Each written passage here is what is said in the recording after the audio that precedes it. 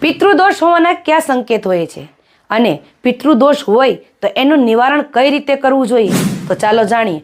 એ પહેલાં મારા વિડીયોને લાઇક, કમેન્ટ, શેર જરૂરથી કરી દેજો અને જય માતાજી જરૂરથી લખી દેજો. આ દોષ કોઈ પણ વ્યક્તિની કુંડલીમાં બની શકે છે જેમાં એના પૂર્વજો ખુશ નથી રહેતા.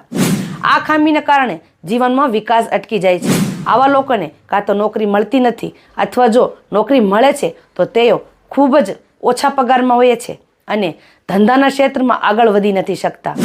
આવા લોકો પૈસા ગુમાવવા લાગે છે. એનું કારણ પિતૃદોષ હોઈ શકે છે. પિતૃદોષ હોવાના 4 સંકેત છે. પહેલું, ઘરમાં કજ્જો કંકાસ થવું.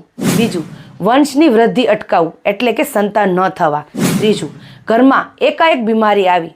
ચોથું, ધંધા રોજગારમાં ફટકા લાગવા. જો આમાંથી કોઈ પણ તકલીફ હોય તો સમજી જવું આપણી કુંડલીમાં પિતૃદોષ છે.